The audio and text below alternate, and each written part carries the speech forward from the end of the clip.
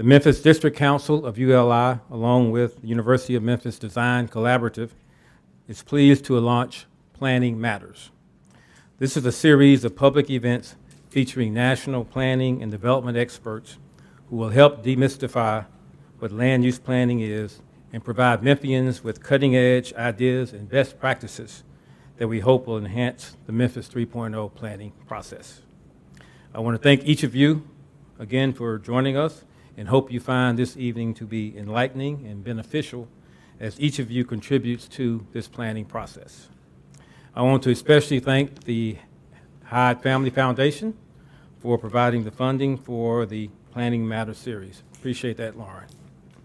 I also want to thank all of our ULI sponsors, because without your support and your ongoing and continuing support, none of our programming would be possible. Before I introduce our guest speaker, I want to note our upcoming events. On November 9th, we will be joined by Emily Talon. Emily is an expert in urban design and a professor at Arizona State University.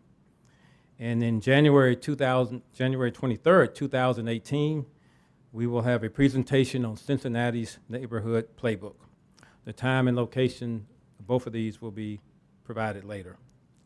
Also, one other announcement, we do have index cards that you can pick up if you want to write a question and have one of our staff members, Anna or Karen, pick it up, and we will provide those to Jeff, and he can answer questions at the end of his presentation. So if you want to get a card, just raise your hand, and Anna will pass them to you. So now for our main event. Jeff Tumlin is a principal with the renowned planning firm Nelson Nygaard, and he serves as Director of Strategy for the firm. For more than 20 years, Jeff has led award-winning plans in North American cities such as Seattle and Vancouver, as well as international cities including Moscow and Abu Dhabi.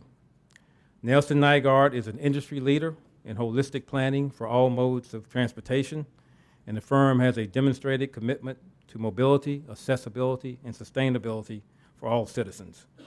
Jeff helps balance all the modes of transportation in complex places to achieve a community's broad goals while efficiently utilizing their limited resources. He has developed transformative plans throughout the world that accommodate millions of square feet of growth with no net increase in motor vehicle traffic. We're anxious to see how you do that, Jeff. Jeff is an expert in helping communities move from discord to agreement. He is renowned for helping people define what they value and building consensus around complex and sometimes controversial projects. Jeff provides residents and stakeholders the tools they need to evaluate their transportation investments in the context of achieving their long-term goals. Jeff has a BA degree with distinction, I might add, in urban studies from Stanford University. In 2016 through 17, he served as the interim director of the Oakland Department of Transportation, where he helped establish and create and solidify that new department.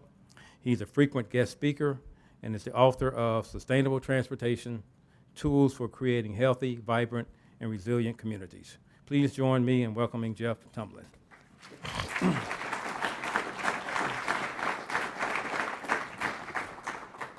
Thanks, Archie. Right, the schedule in case you didn't get it last time. So before I begin, I'd like to start, well, really with an apology. So although my father grew up not far from here, actually, in Tishomingo, Mississippi, I grew up in Los Angeles. And so I am loud and I talk fast, and this conversation or presentation quickly gets very wonkish. So there should be plenty of time for questions and answers at the end to clarify as I go through a lot of material.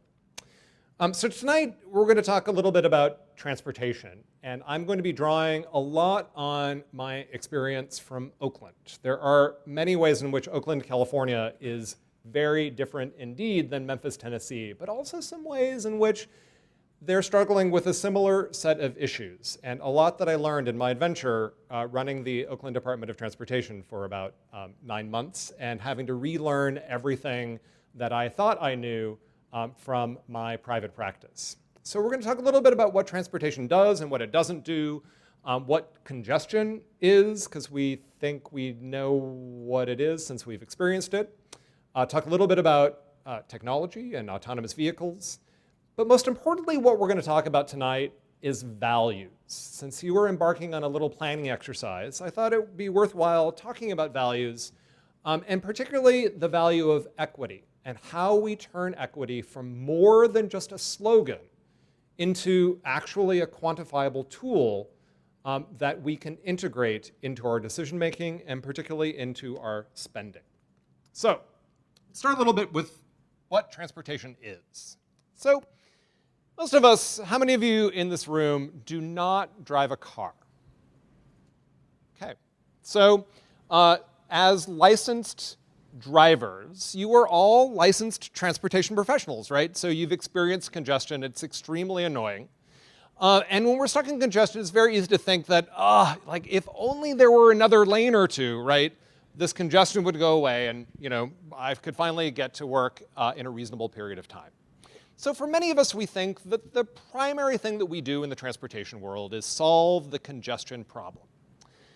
But it's important to understand what congestion is, and to go back to a little bit of Economics 101, including the supply and demand curve. So you'll recall from high school that the supply curve says that as the price of a good increases, right, the quantity that the market will produce will increase as well. And similarly, that as the price of a good decreases, the more of that good will be demanded, with the equilibrium point being the lowest price at which producers can produce a lot of this good and sell it to commuters and to consumers and make everyone happy.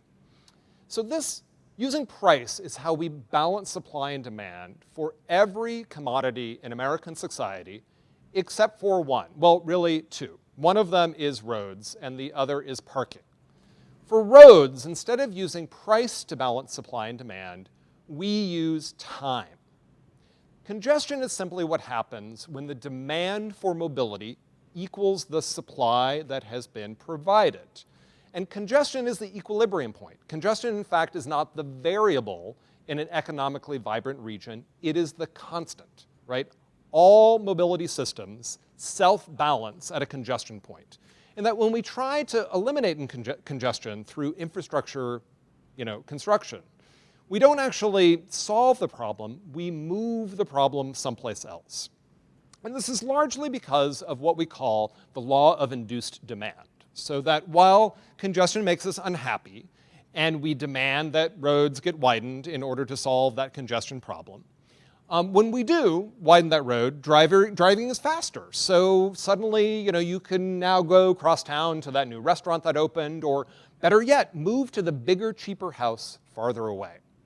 So the problem with faster driving is that it means more people drive, which brings us back to the congestion problem, which makes us raise our taxes again in order to widen the roadway, and we're stuck in this pattern. And most American cities are stuck in this very pattern, in part because we don't understand what congestion is. Congestion is simply the same as bread lines in the Soviet Union, right? When you underprice a good, it is over-demanded, and we're trapped in the cycle of endless spending, including in a region like Memphis, where your population is relatively stable, but your area is expanding because of the way we are investing in transportation. In fact, Emily Badger in the New York Times very wisely wrote that when we spend money on infrastructure in order to make things faster, people don't use speed to save time. They use speed to take up more space, right? In transportation, we're not in the congestion solving business. We are primarily in the land value business. That's our primary function, at least according to the way we're currently spending money. We create land value. So,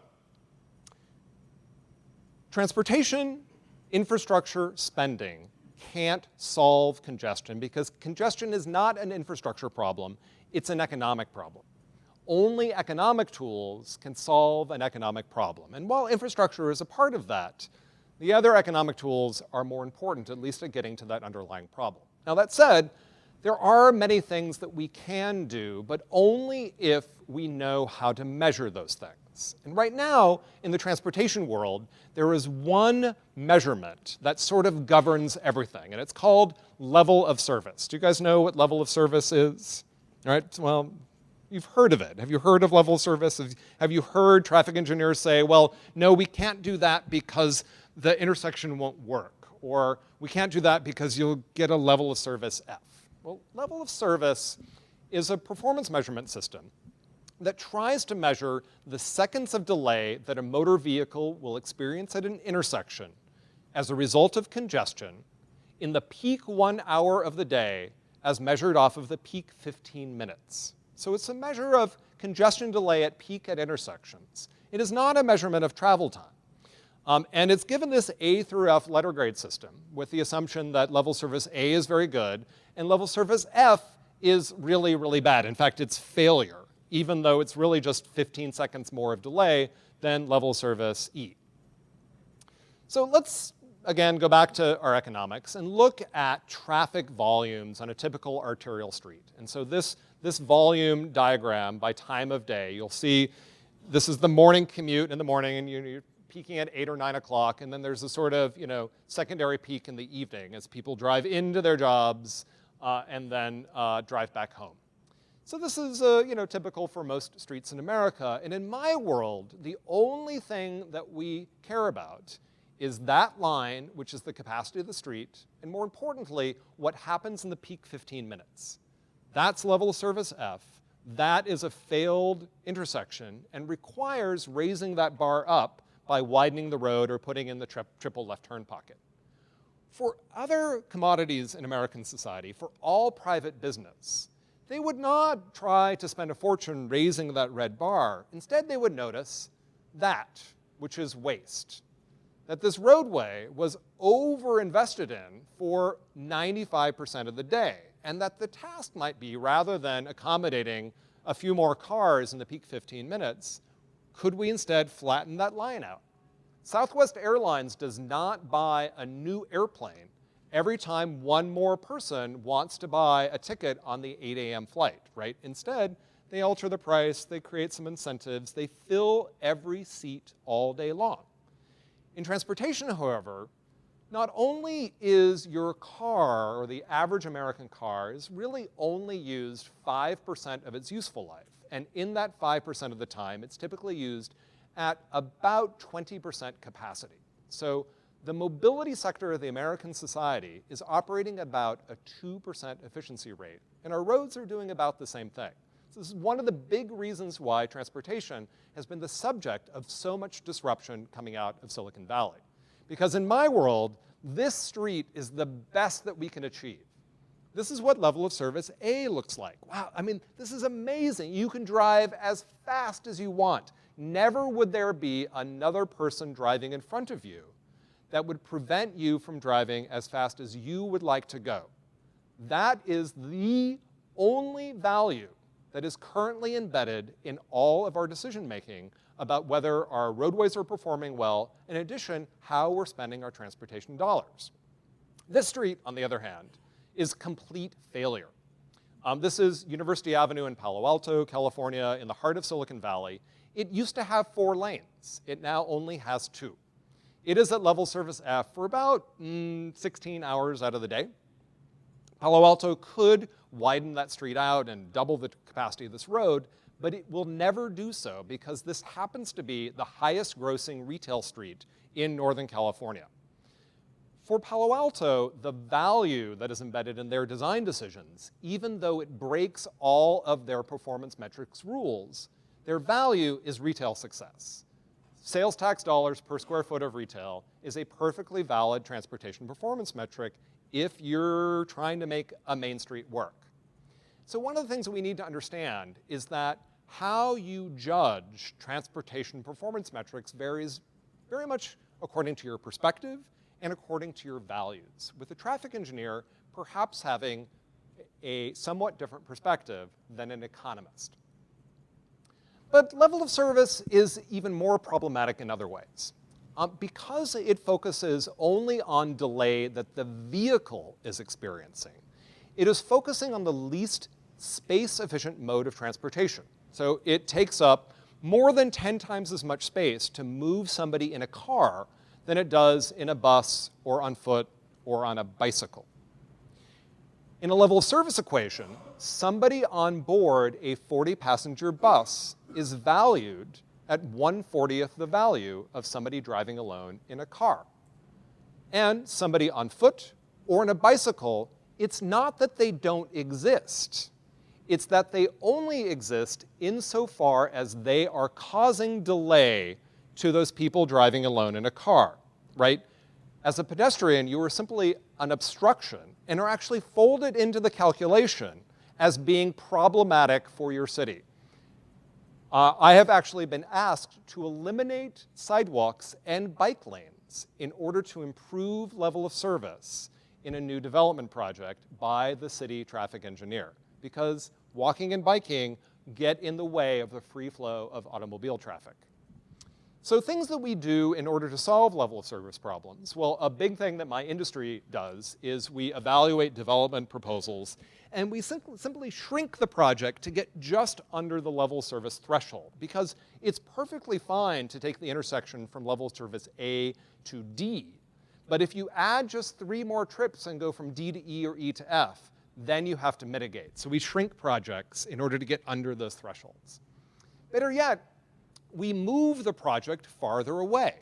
So if you're building a development project at the far rural edge of Memphis, traffic where there's not really existing traffic, that is good from a level of service perspective. But if you do any infill development in downtown or in one of your neighborhood commercial districts, that's a big problem, probably best not to develop there, and instead develop farther away. Because we only count the traffic immediately adjacent to the project, not the fact that development way out there, all those cars still make it here, right? And in fact, they have no choice but to drive in here because you can't serve that far edge with walking or biking or transit. But better yet, the other thing that we're asked to do, and my industry makes a lot of money on, is to simply widen the road to accommodate this worst case scenario level of traffic generation. So the problem with the road widening approach, well, firstly, we're required to overestimate the number of vehicle trips, because that is what we call in my industry being conservative, right? So in order to be conservative, we take the worst case scenario level of traffic generation, assume that that is going to happen, add what we call background growth, because everyone likes to keep driving more and more and more every year, and then we build to accommodate that worst case scenario level of vehicle trip generation. So that may be good if what you really want to do is drive a lot, but it has some unintended negative consequences. Firstly, it unleashes induced demand, but more problematically, we've now just made it impossible for anyone to walk or bike or take transit on this street. So people who had been walking or biking or taking transit are now discouraged from doing so because they can no longer walk across the street as a result of the triple left turn lane that we've just installed in order to make traffic better. So the problem with level of service is that it is a self-fulfilling prophecy.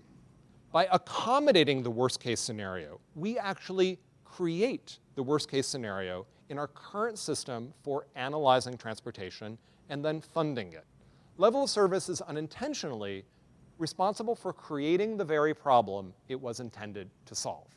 So, of course, autonomous vehicles, right? That's finally going to solve all of our problems, right? We'll get a little bit more efficiency. We can cram more vehicles together. They'll be on a platoon. It's going to be awesome.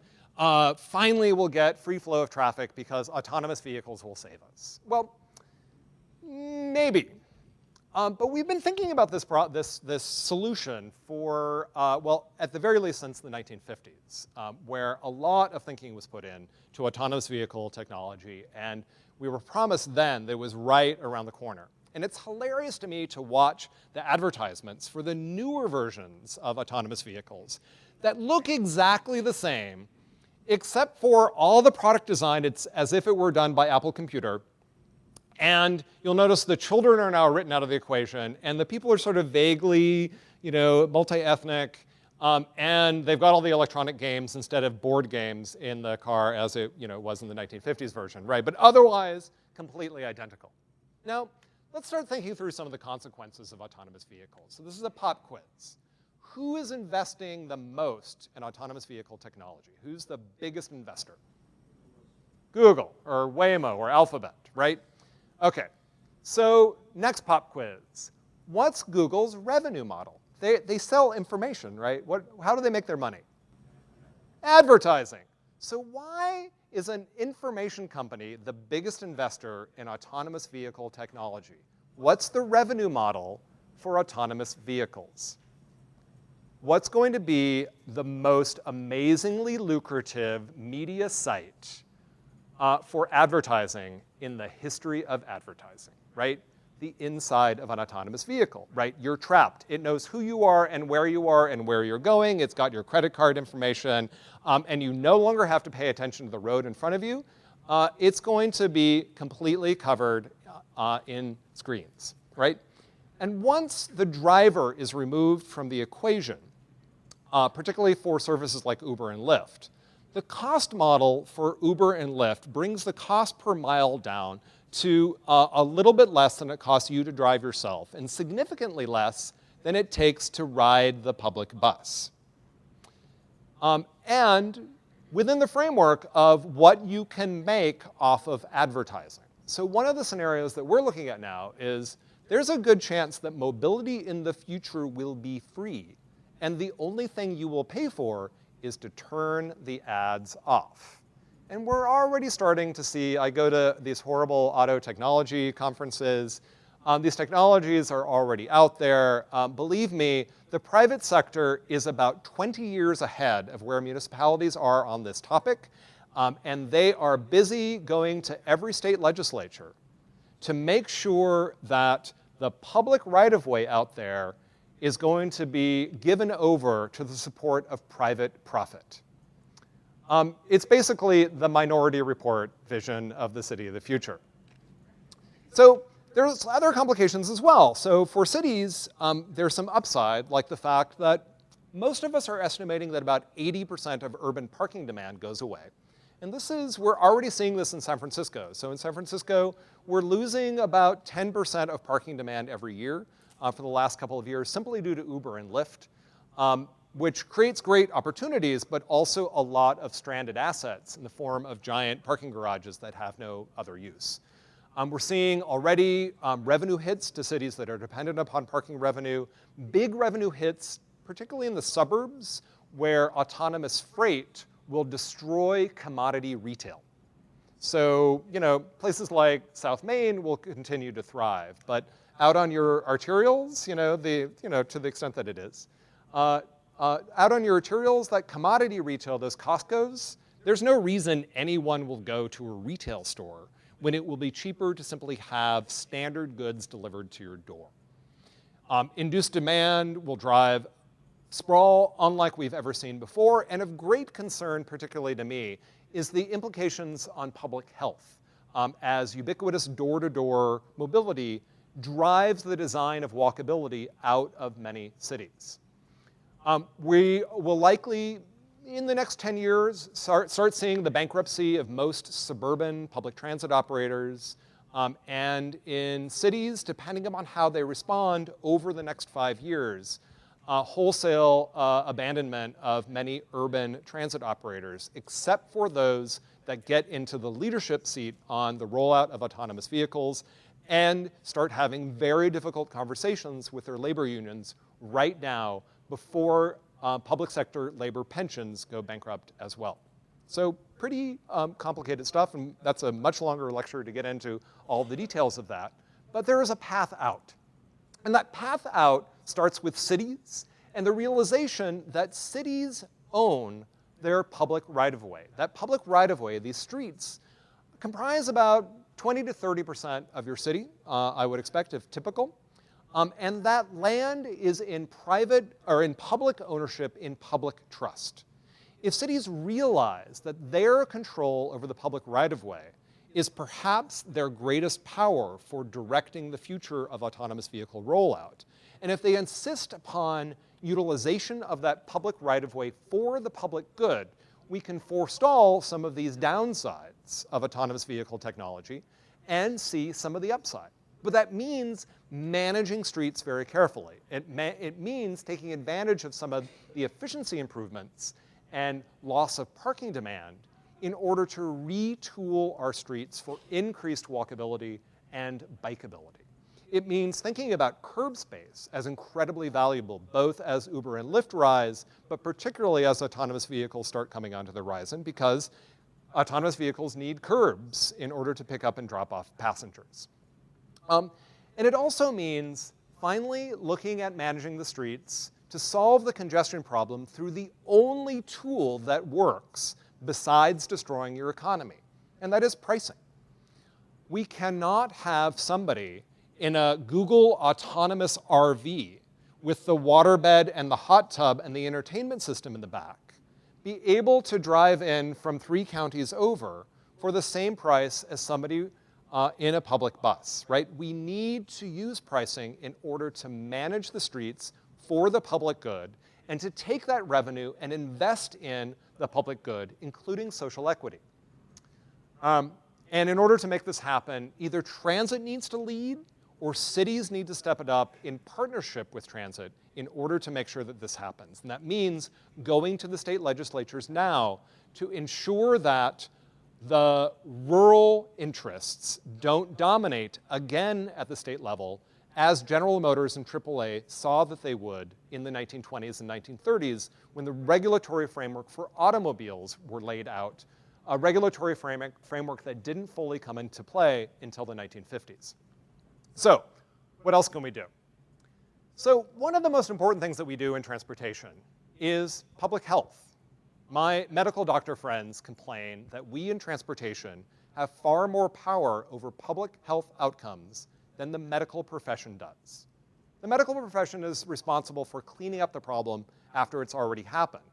But transportation is responsible for whether all people can meet their basic daily health needs. In order for the human body to function successfully, we need 10,000 steps every single day. This is simple medical science. And if we're expecting that people have to drive to a gym and walk on a treadmill every day in order for their bodies to function at a basic level, that's not going to happen. So designing health into cities so that we get our necessary steps in the course of daily life, and that walking is delightful and not just something that we've got to do so we don't suffer from cardiovascular disease. This is essential. And it also means reducing some of the downsides of transportation investments, particularly pollution, particularly particulate emissions that drive asthma rates and other negative health outcomes. This is a map of Oakland, where, as you know, I worked for quite a while. Notice the pattern on this map because you will see this again later. But this map says something very simple, which is that if you grow up in certain neighborhoods in Oakland, you basically have between 10 or 15 years knocked off of your lifespan, largely because of transportation, because we've designed walking and biking out of these neighborhoods, and because we're dumping transportation pollution on them. So it's very easy to map, and we also know from the film WALL-E what happens when you design walkability out of your cities. But we also see, again in places like Oakland, what happens when we retool our streets, not only around walkability, but around social ability. We humans are fundamentally tribal social primates. There is nothing we find more interesting than other humans. And if you design spaces to be sociable, if you design them to be convivial, and if you program them such, people use them.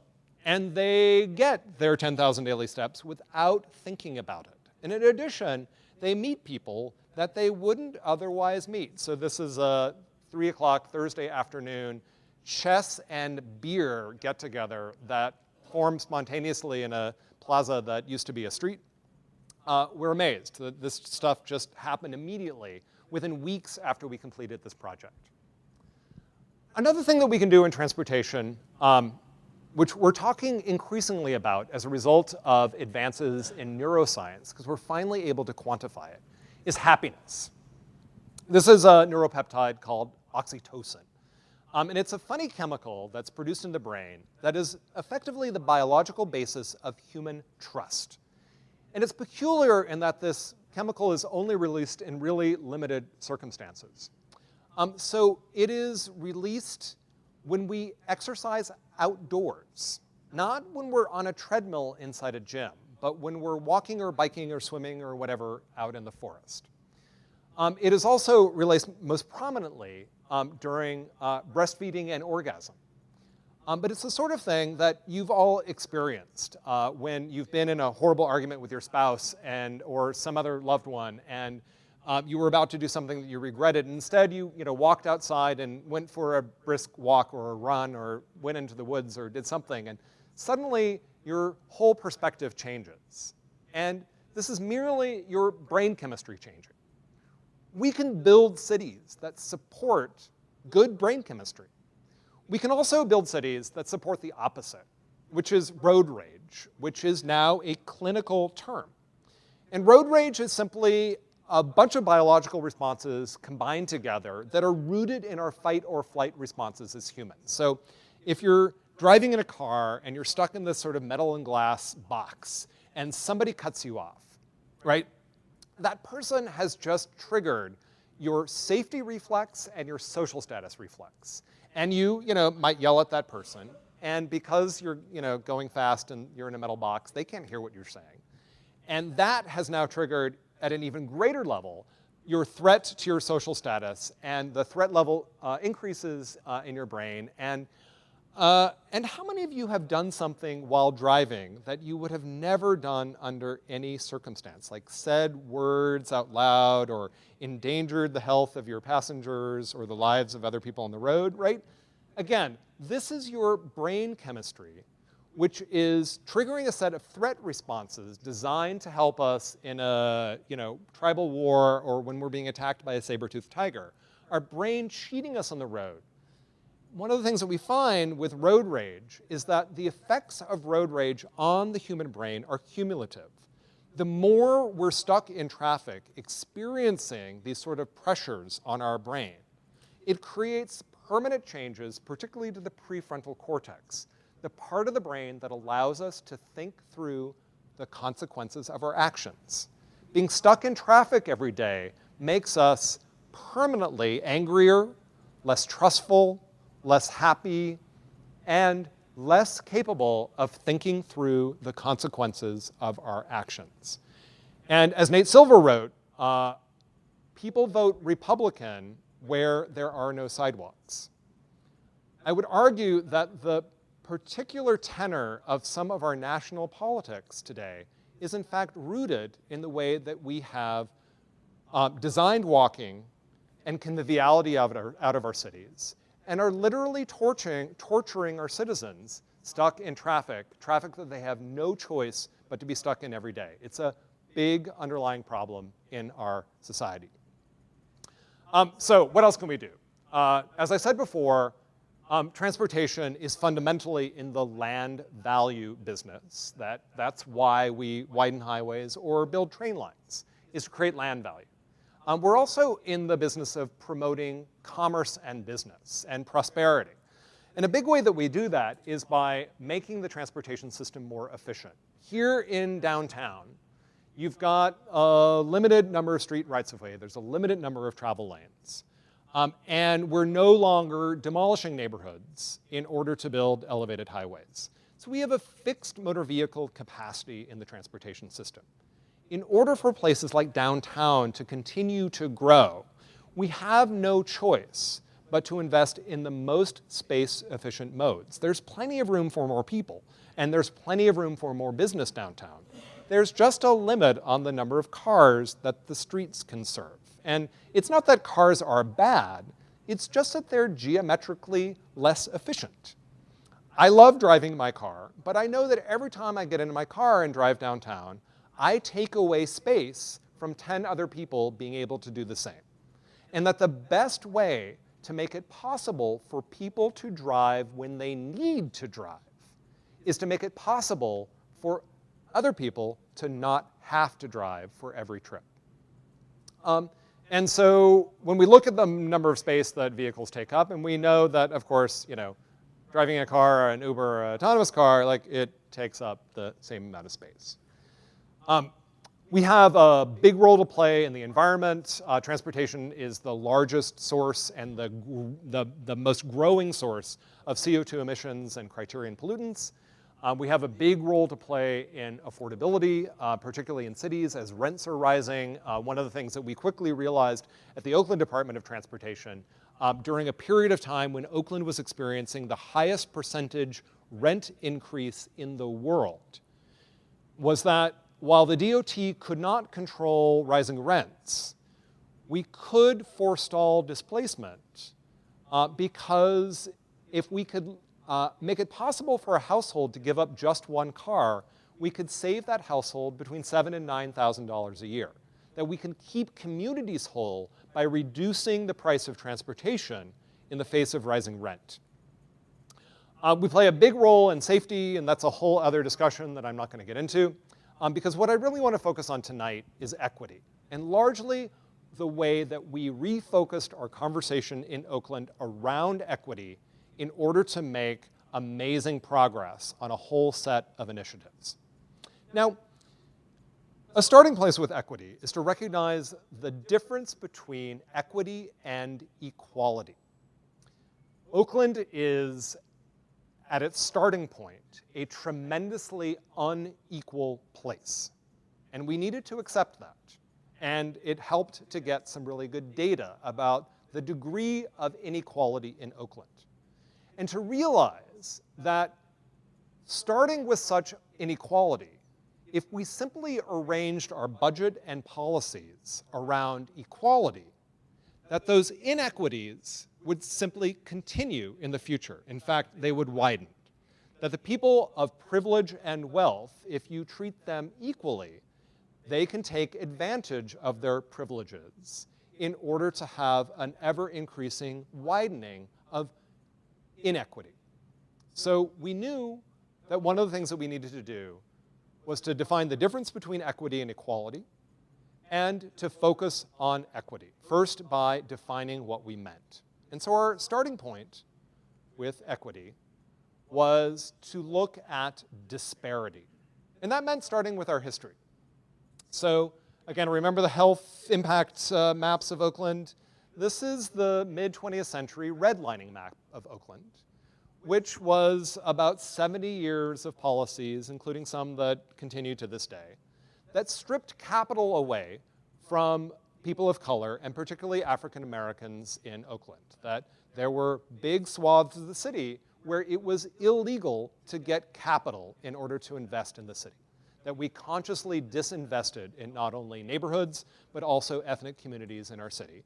And that disinvestment played itself out in current day patterns of disparity. Disparity around public health, around life expectancy, around access to jobs, around access to quality food, around access to quality schools.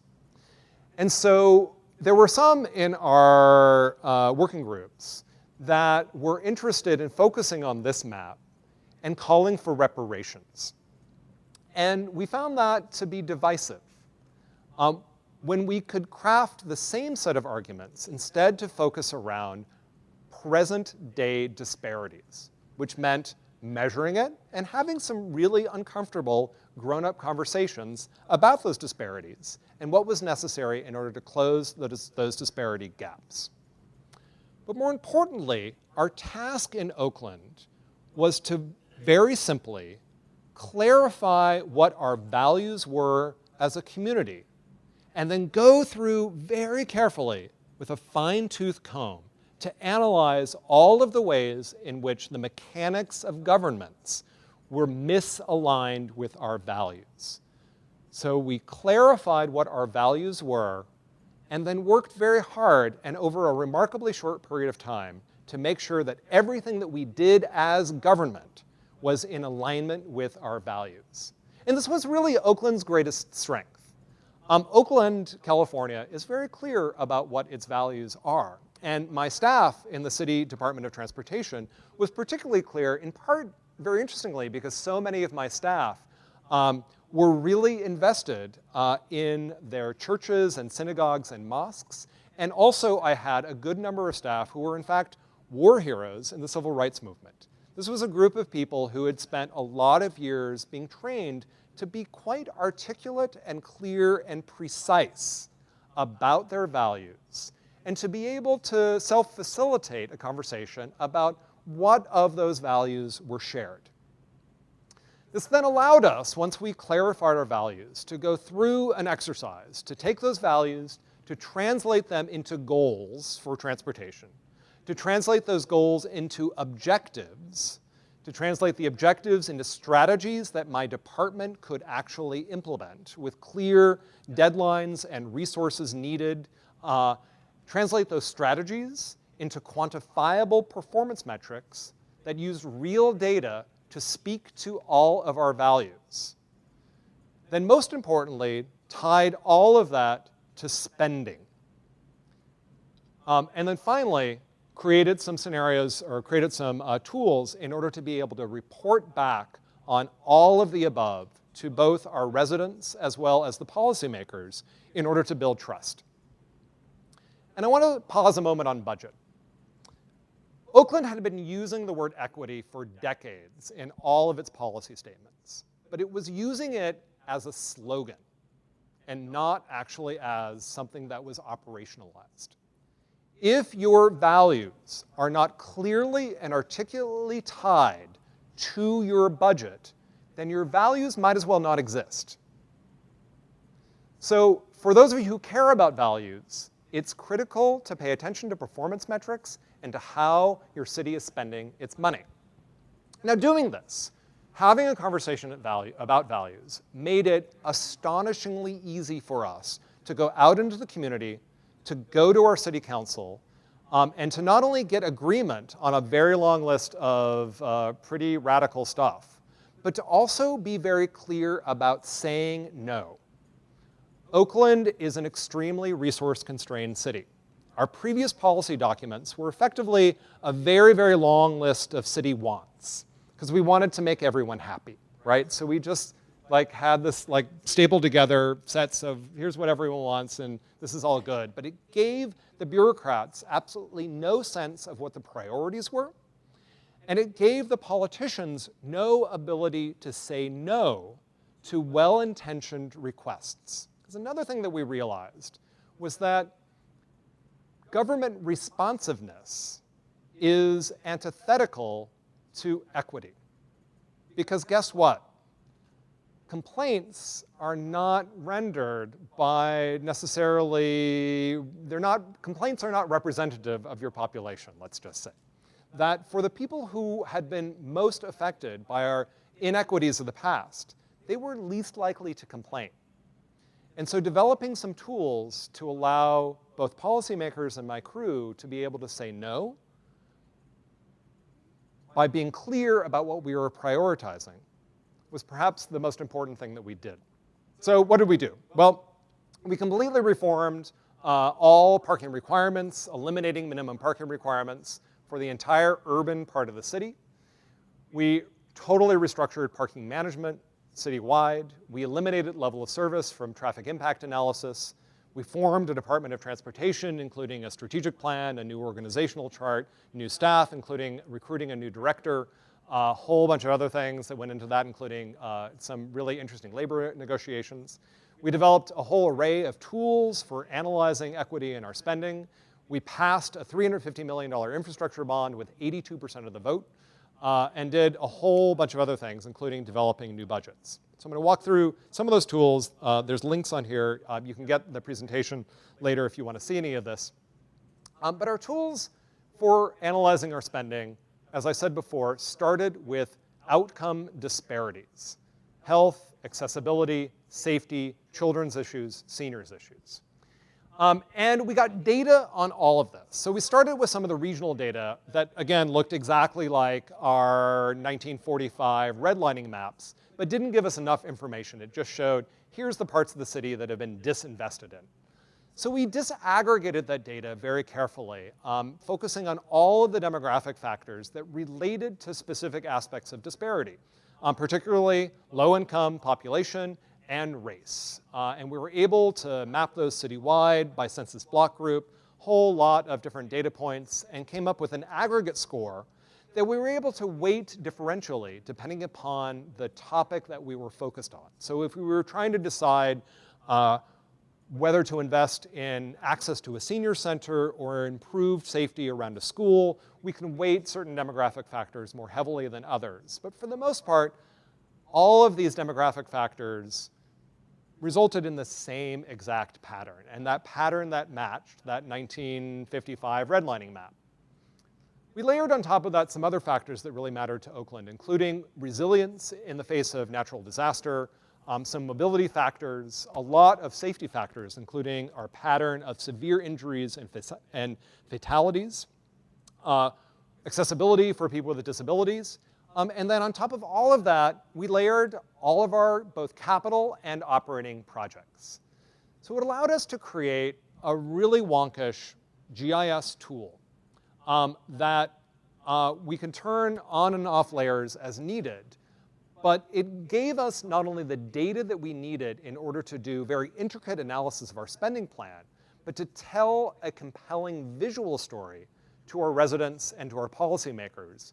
Again, to get consensus around our spending plan and to say no to the stuff that just didn't make the cut because we couldn't afford it. And so our budget ended up being a series of maps like these that said, here are our projects, here is who those projects are serving, and how we are correcting for some of the unequal investments of the past in order to promote not only equality, but particularly equity. So I'd like to close before we take some questions. Again, if you're able to articulate what your community values are, you're going to be able to move a lot more quickly and gain consensus around really difficult topics. And that's especially important in a place where you can't throw money at your problems in order to make them go away. But in order to define your values, you need to observe your city very carefully. Observe the tensions among those values, and observe where your city is failing at delivering on those values. You need a certain amount of righteous anger around those failures. Righteous anger is very valuable as a prod to action. But righteous anger on its own is a blunt instrument. On its own, righteous anger can be divisive. So use anger as a prod, but use compassion to understand the audience that you need to convince. Use clear and direct communication with not only that audience, but also with your allies. Use, very importantly, humor. Humor is a very powerful weapon in order to open minds, and particularly to allow us delicate white people to have difficult conversations around issues like race. Use data to build trust. If you don't have data, it might as well not matter.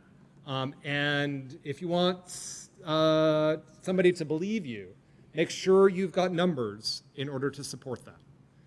But most importantly, do all of this because it is simply the right thing to do, particularly here in this building, on this hallowed ground.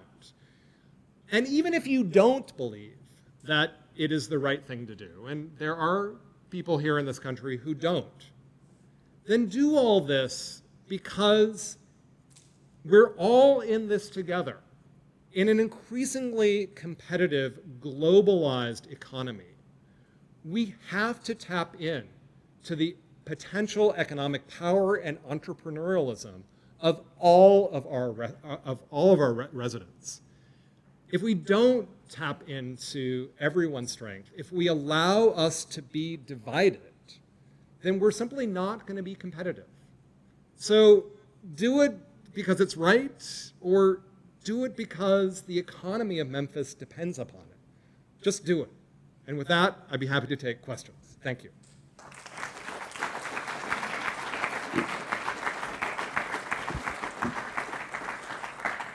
So how are we doing questions? Cards or shout it out?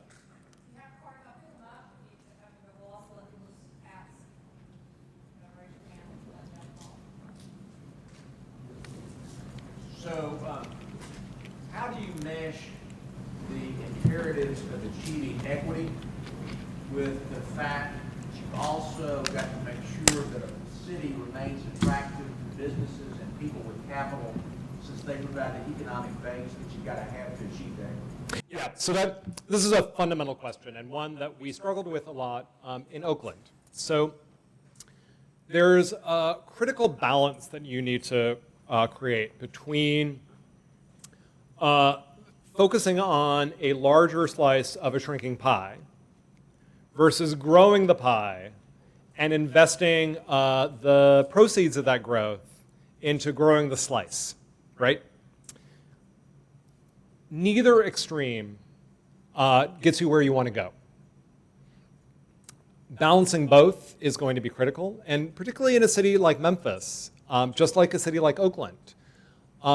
It was clear to us that the fundamental underlying finances of the city of Oakland were unsustainable. That every single year, the city fell further behind on issues of deferred maintenance, particularly for transportation infrastructure. That made us realize that we had no choice but to grow the pie in order to be able to achieve our values, to deliver on our values.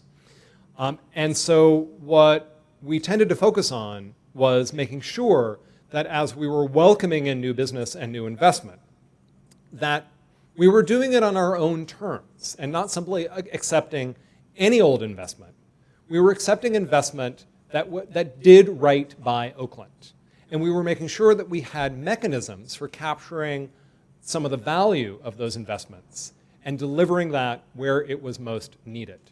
And of course, constantly having difficult conversations about this. And increasingly, I think on that side of things, we didn't do as good of a job yet as we should have.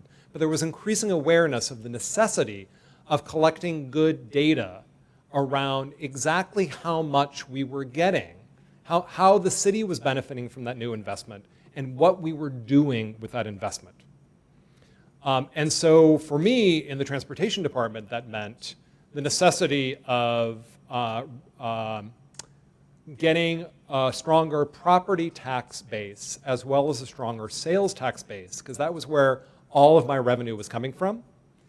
And then to a certain degree, steering that money to the places most in need while never neglecting the locations that I knew were at the leading edge of where the next round of investment was going to occur.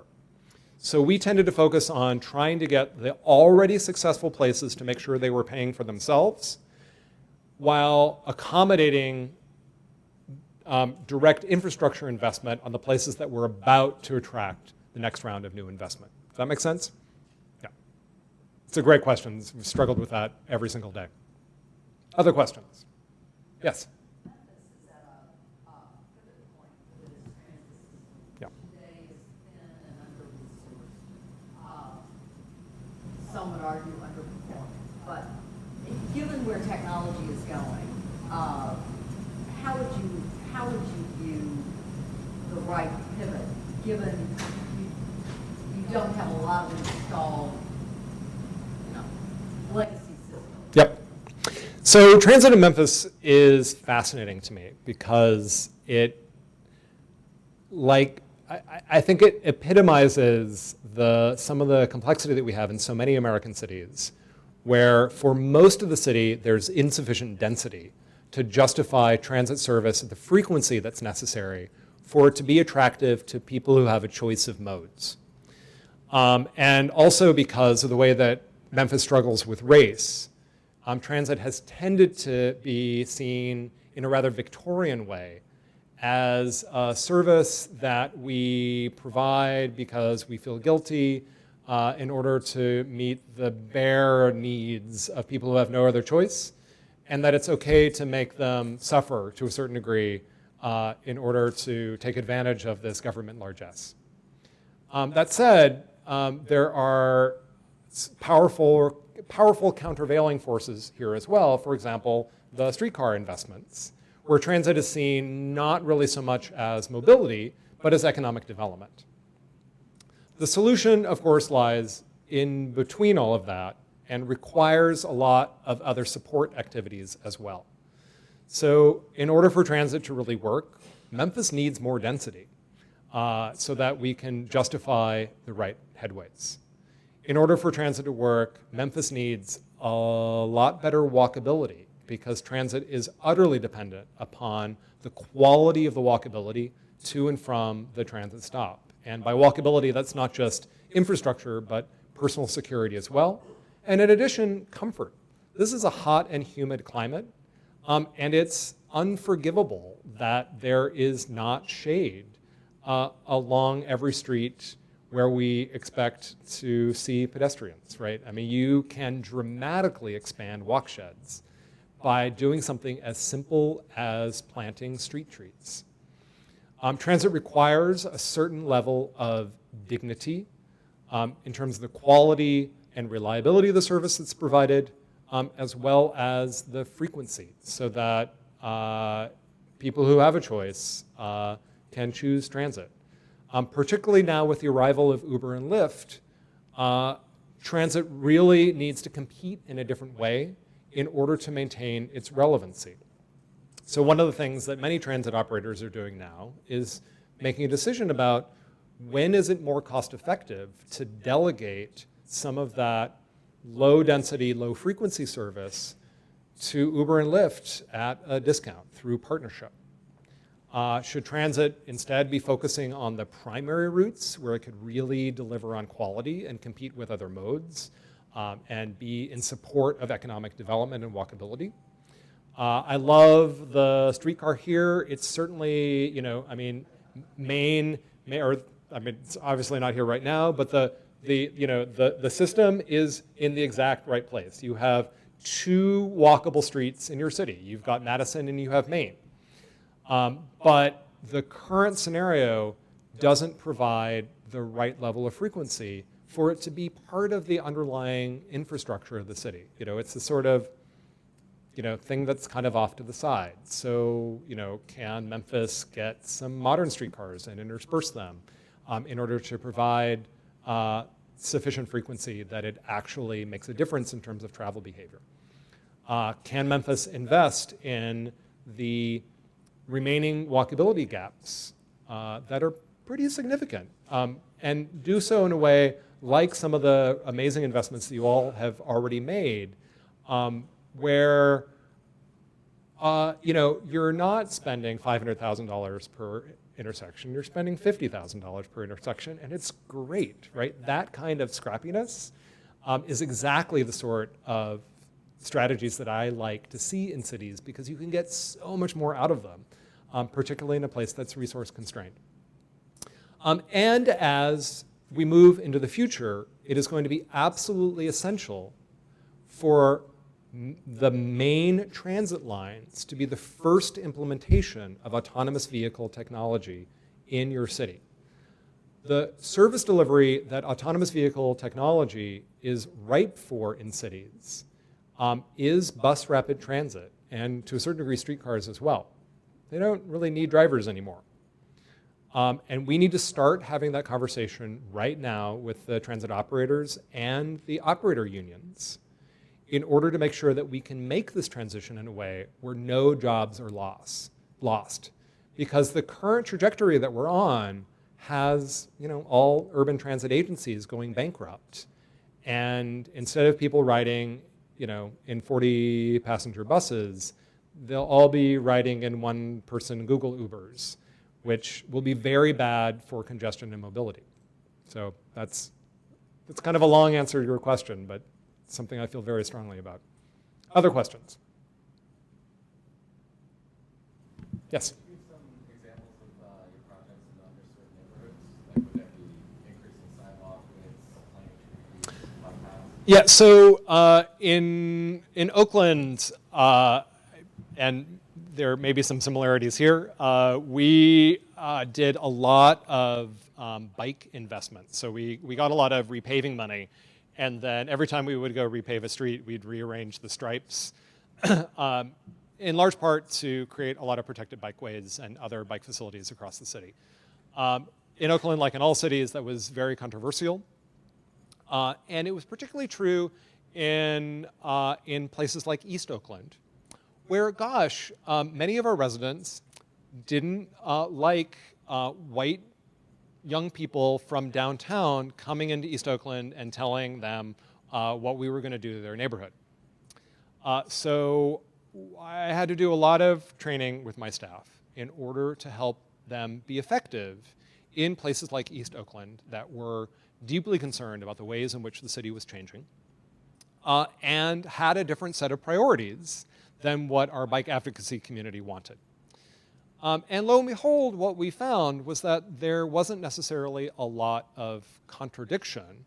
What there was really bad framing and communication and some other problems with approach. So in East Oakland, we had to go in and ask folks, what are your concerns here? How are you doing? How is it that your kids are getting to school? Do you feel like you can safely walk to the train station? Do you have access to good food? What are your concerns?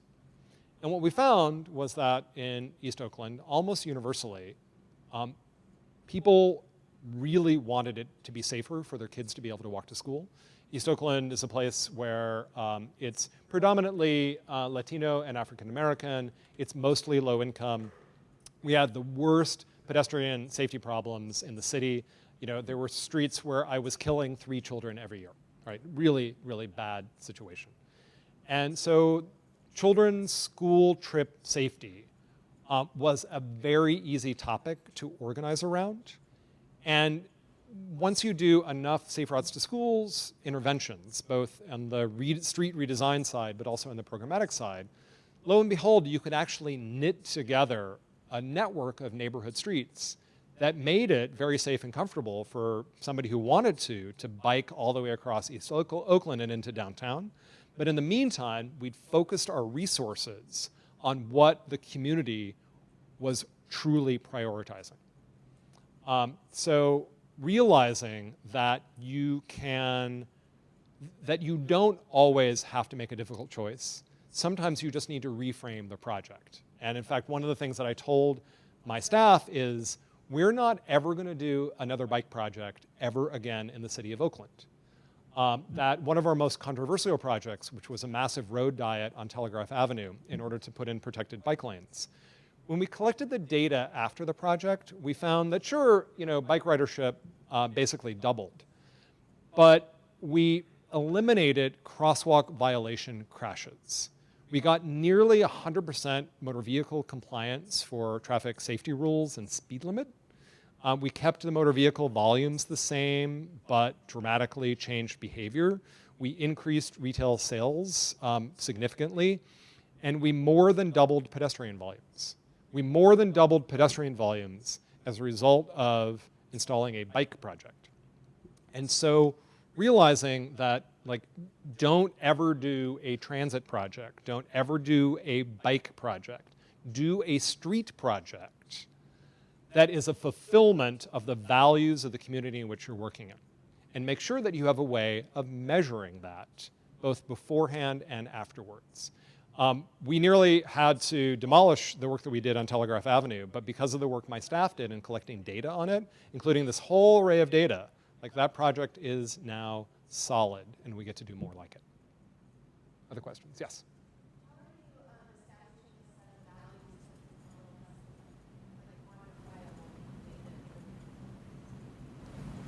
Yeah, so it's a little tricky. So values are mushy, data is hard. And data can be very expensive to collect. So there's a lot of trickiness to this alignment between values and data. The trick for a city like Oakland or Memphis is to find the shortest list of performance metrics that speak to all of your values, and that are rooted in existing or readily available data. So if you're requiring staff to go run around and collect a lot of new data, they're not going to do that because you don't have enough staff. And so you've got to be a little clever about the data that you're relying on and realize that there are a lot of sources of data that speak to many, many, many different factors. Data where there's perfect alignment. You get this one data point, and you've basically captured this whole set of values. So something like, pedestrian crash data. So pedestrian injuries and fatalities, right? Not only can you realize that, that can you get at your safety value, but by looking at where those crashes are occurring and who is being hit, you can speak to some of your more complex social equity values as well.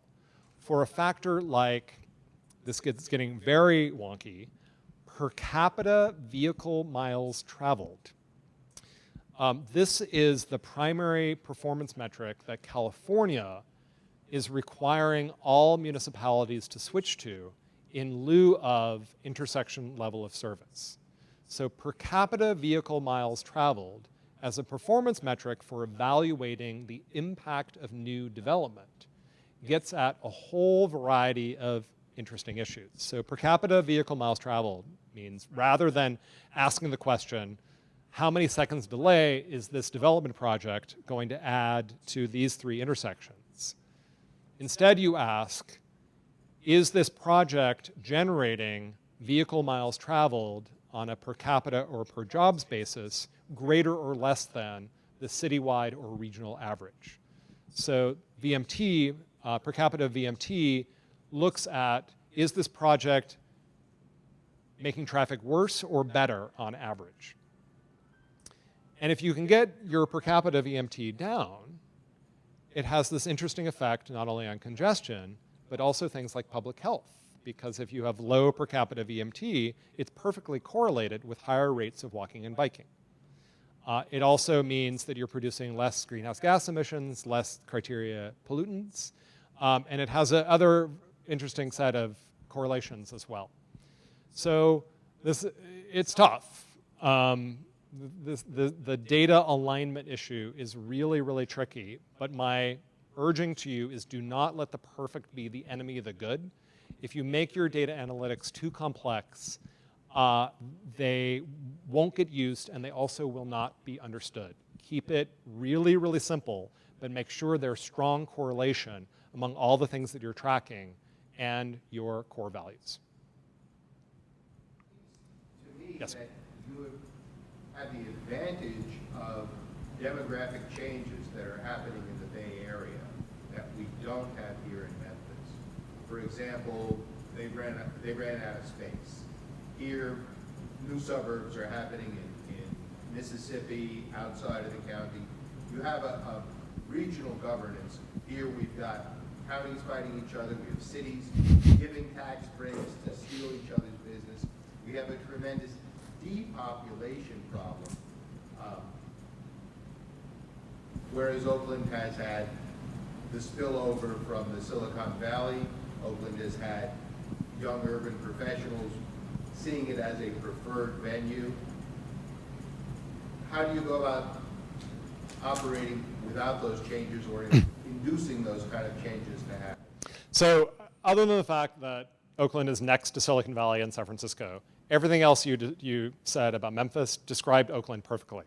That we have regional governance in the Bay Area, no. That we don't have massive sprawl that is in fact farther away out into the Central Valley where we have people doing 1.5, 2-hour commutes each way to get to their Silicon Valley jobs. Things are bad. And in fact, all of the upsides in Oakland, namely being adjacent to the superheated boom-bust economies of San Francisco and Silicon Valley, are the worst things that Oakland is suffering from. So being adjacent to those kind of economies is also resulting in significant not only gentrification, but displacement and losing everything that is most valuable, most precious about Oakland, and some things that were deeply concerning to everyone in city government. So some similarities and some differences. So yes, Oakland, to a large degree, was able to capitalize upon some of that spillover economy in order to latch onto that a bit. But the amount of development that has gone on historically in Oakland up until, I would say, the last 2 years was actually at a comparable level to, in fact, I would say, in fact, has been less than the amount of development that you all have been experiencing in central Memphis, right? There had been almost no new building construction through 2 development cycles in Oakland. I mean, it was really left behind to the point where it was broken. I mean, I don't know if there's a Olympics for how broken your city is and if you'd want to be awarded the gold medal, but let's just say Oakland would have been a strong contender.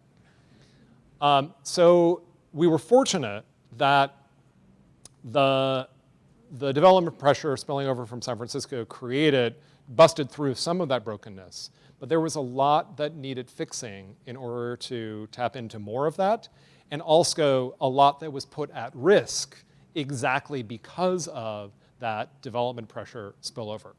So it required that Oakland really get its act together. Another thing that Oakland really struggled with, as it was facing this level of gentrification and displacement, is how do you respond to that, right? So there were those who wanted to stop all change, right? It is a natural instinct when you see the loss of things that you love to want to stop that change. But to a certain degree, that meant using the fact that Oakland had, the highest crime rate in the West and horrible accessibility and public health problems, that, crime and inaccessibility and crumbling infrastructure are not good housing affordability strategies. We needed to get serious about housing affordability in order to address the pressures of displacement. But the way to do that was not by making the city more miserable, because, in fact, rich people were able to buy their way out of that misery by paying for private security, by paying for transportation for their kids, by taking Uber and Lyft to go out at night and enjoy the city, whereas the low-income people were not able to buy their way out of that misery, out of that decrepit infrastructure, and out of the suffering from crime, right? I mean, they were overwhelmingly the victims of all of Oakland's dysfunction, and were not able to tap into the benefits of some of Oakland's economic success. So yeah, those were fun conversations to have. Yes? So, given the amount of transportation funding that comes to cities through the federal government, and Which is going down like this. somewhat unpredictable nature of our federal government today, and given your work in cities across the country, Yep. what do you see that the smartest cities are doing in that sort of local government to federal government dialogue? Yep. And what are they, like, what decisions are they making? What conversations are they having, and then what decisions? I mean, frankly, in California, most cities have just abandoned paying any attention to the federal government, right? All places are like, all right, federal government, like, whatever, we'll come talk to you again in another 3.5 years. Because, in fact, even before the current administration, all of those resources were in decline, right? I mean, the gas tax was last raised in 1993 and is still in 1993 dollars, right? Has not been adjusted for inflation and has not been adjusted for the fact that motor vehicles are a lot more fuel efficient now than they were in 1993. So every year, cities are able to maintain a smaller and smaller area of asphalt, even as in cities like Memphis, you're growing outward but not increasing your population. So your amount of infrastructure per capita is significantly increasing even as your resources are decreasing. So in the western states, it has largely been turned over to county sales tax. I mean, that's how we fund the bulk of infrastructure in most Western jurisdictions. This is the least appropriate or equitable way of funding transportation infrastructure because everyone pays regardless of whether they use the system. So this is a massive wealth transfer from lower income folks who use a lot less of the transportation system towards higher income folks who are using more of the transportation system. So this does not make us happy. It is also being put at risk as the fleet increasingly electrifies, right? So here's another fun thing for cities to contend with, is that all of our sources of revenue for the transportation system, parking charges, gas tax, and sales tax, are in collapse and will drop to zero as vehicles become more autonomous and as they become more electric. And this is the topic that's actually getting rural-dominated state legislatures to pay attention to some of the catastrophic downsides of rapid autonomy in the vehicle fleet. Is we have no plan for being able to maintain, let alone expand, our transportation infrastructure for any mode of transportation. It is completely bankrupt. So that said, no, hell if I know. I mean, frankly, the only way that we know that this can work is if we use autonomy in order to finally introduce pricing to this one commodity in American society, the only utility in American society that we do not use price to balance supply and demand. So it becomes a seamless way of being able to charge people for how much space they use and to reward the most space-efficient modes of transportation. And we're going to get there because we have no other choice. So who's doing that in a way that is worthwhile? So there are two places that are really interesting. One is Sao Paulo, Brazil, which in its war with Uber got Uber to pay the city effectively a use fee for access to the public right-of-way. And that use fee varies by level of congestion, which I think it's the regulatory structure that it will be necessary for autonomous vehicles. So they got that right. The other state that is one to pay attention to is the state of Oregon, where they have their pay-at-the-pump Origo auto insurance program. But it's transitioned to a vehicle miles traveled-based roadway fee that they have implemented on an experimental level, but they've basically got all the bugs worked out. And it's really interesting. And we're actually prodding them to say, okay, this is really cool what you all have done, but you need to up this and take it about 10 steps further because you are the only ones who have figured out the regulatory structure for Uber and Lyft and autonomous vehicles that will not destroy cities. They did it based on insurance, auto insurance. Yep. Yeah, but they have the mechanisms right, and they've dealt with some of the jurisdictional issues and privacy, and they're realizing that there are very different regulatory approaches that work depending upon whether you're rural or suburban or urban. Where rural areas where they have low population, high infrastructure, lot of commodity goods, extraction industry moving around, they need to charge for weight and they need a lot of money for maintenance. In suburbia, congestion is a big deal. The transportation system is really inefficient in suburbia. Already, autonomous vehicles are not going to make it less efficient, but might really increase vehicle miles traveled. So suburbia is concerned about congestion. Urban areas concerned about space efficiency. Urban areas need to charge for empty seats and empty cargo space. So having the state legislatures understand the degree of flexibility that regional governments and local governments can have in managing autonomous vehicles in order to promote the public good, those conversations are starting, and I think they're starting in Oregon, they're starting in Pennsylvania. Yeah, that's the key question. Well, so I work in Mountain View, California. I see them every day. Like, they exist. They're on the street. It's a little difficult to separate auto manufacturer in Silicon Valley bluster from reality. I mean, so we will expect to see things called autonomous vehicles at the market within 5 years. There's a big question about what's the transition period. For how long will we have a mixed fleet? Because things don't get really interesting until the fleet is predominantly autonomous vehicles. My car is more than 20 years old. You know, I don't even know why I own a car anymore. I hardly use it because as a consultant, it's cheaper for me to take Lyft to go to Silicon Valley from San Francisco than it is to drive myself at this point today. So I barely drive anymore at all. I have a car for sentimental reasons. So that timeline will depend a lot upon to what degree the regulatory agencies encourage or discourage the turnover of the fleet.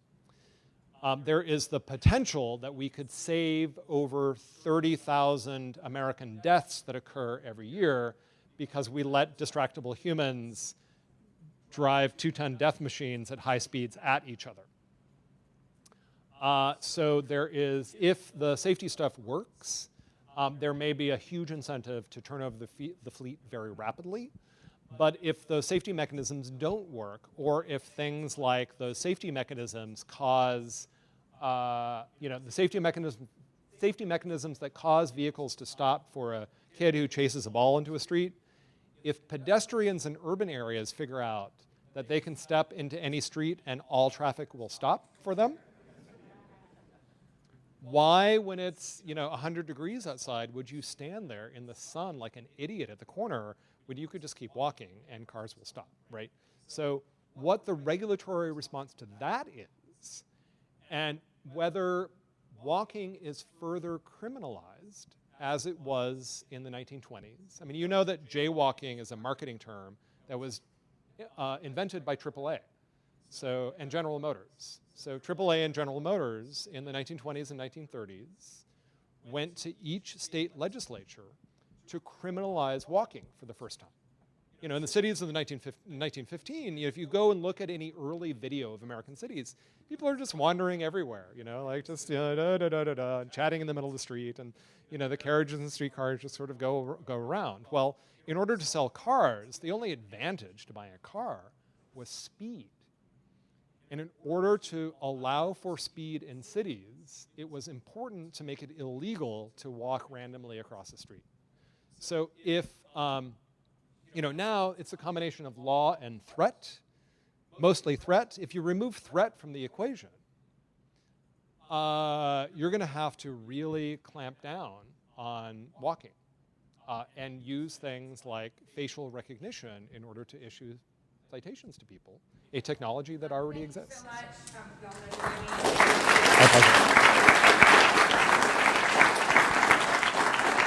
much. I just want to say a very heartfelt thanks for this. We are kicking off this Planning Matters series tonight, and Jeff has certainly set a high bar for our future meetings. You will all receive communications about that, and we hope to see you and your 5 best friends to come to the next ones. So please spread the word, bring more people, and thank you all for being here tonight.